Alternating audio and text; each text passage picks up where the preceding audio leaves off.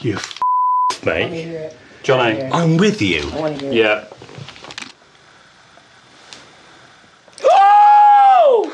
Shit! All three of them have heard the mystery voice, but who was it and who was it talking to? I'm with you.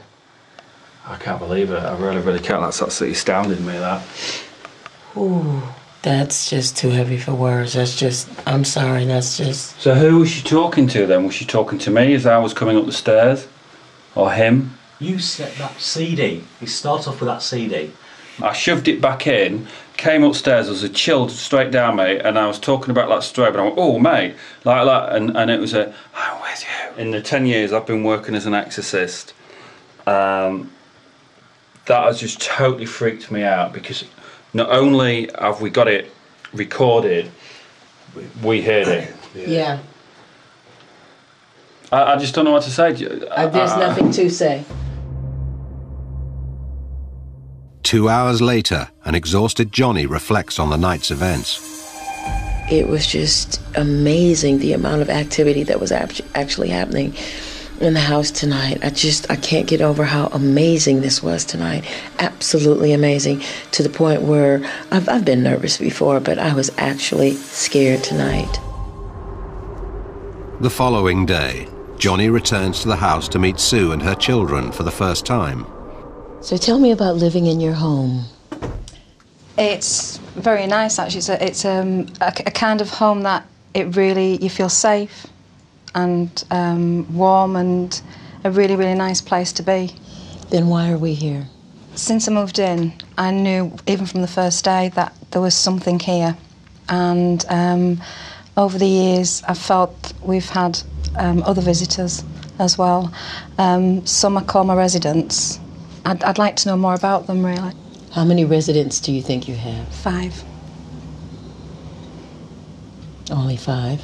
That are resident. Okay. There are others that I know that they're there, and I know one particular one isn't happy, but I don't know how to deal with it, and it's quite unnerving. Okay. And it's that's bothering me more than anything. I'm sensing tears from you. Just lately, I have been feeling really, really melancholic. It's an awful feeling, and I can't control it. Because I feel that there's something not very happy here, and it's affecting me. And I don't know how to deal with it, and it does make me very, very emotional, to the point that last night, when we weren't here, this particular spirit wanted me back.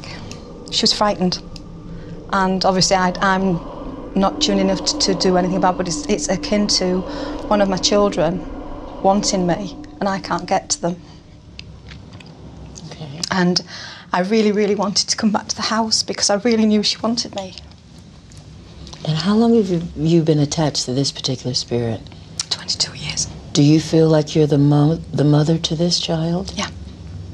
Okay, I'd like you to explain to me, what is the significance of the dolls? The dolly was mine. The actual dolly that this spirit plays with, it was my dolly when I was a baby, and she really, really loves the dolly. Mike, tell me about your room. Well, my room has had a couple of sightings and things in it. A gentleman by the door, just standing there, no movement. This dark figure, man, just standing there. I've not seen him move or come into the room or go out. What ultimately do you want to come out of this? And I'd like to hear this from all 3 of you. I just want to find out who they are and what their background is. More than anything, I want my mum to feel comfortable. Sue? If I have done anything to bring anybody forward, then I would like them to leave. Thank you for that, and we're going to see what happens tonight. Before the team and the family gather for the evening séance, Living with the Dead historian Hallie Rubenhold visits Blackpool to see what she can unearth about Sue's property and the surrounding area. Blackpool was established as a holiday destination by the 1870s. The northern working classes were drawn here because of the healthy sea air and the variety of entertainments on offer. By the time the tower opened in 1894, a population of 3,500 swelled to accommodate 250,000 people each summer. And of course, these people needed somewhere to stay. A delve into the local archives reveals what Sue's house was originally used for. Built in 1909, what was once farmland, our house was a place that provided such accommodation.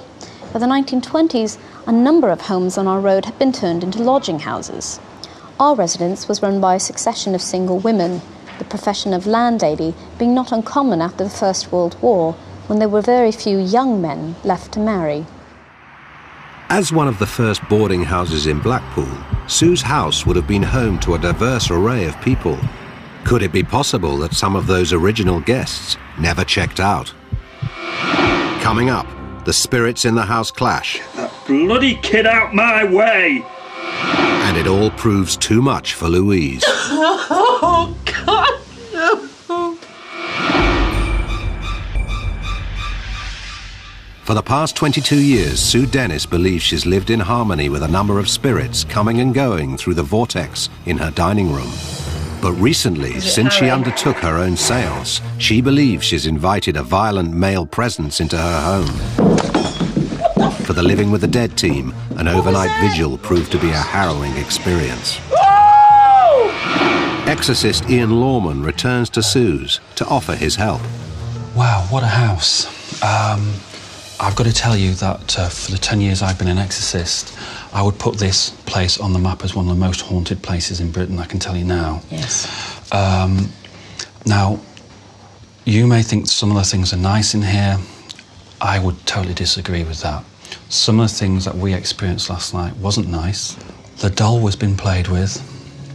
A mask fell off the wall out there. Energy is all over the place. The problem we've got here, I think there's three spirits that we need to work with. One of them is a child, a gentleman in the house. I don't like this gentleman at all. Very abusive, very angry, very violent. And then we have this very confused but lovable lady in the house. I feel this lady was either jilted or there's something connected with her wedding or a loss of a wedding or something. Where we're sat now is a portal or a vortex.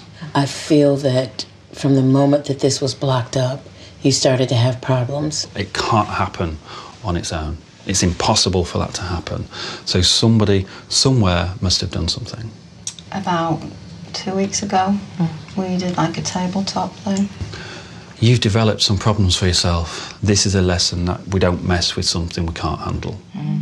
Okay. Ian believes that Sue's tabletop séance is responsible for bringing forward an abusive male presence, and the best way to deal with it is for Sue to re-establish contact. He sends Sue alone up to her bedroom, and the group watch via a monitor. Sue, can you hear me? I can hear you. Okay, now I want you to call this spirit forward. And we're here to protect you. The spirit that's here with me in the room at the moment, I know you're here, but I can't see you. If you need to come to me, if you want to come to me, please come forward so that I can see you and I know that you're here.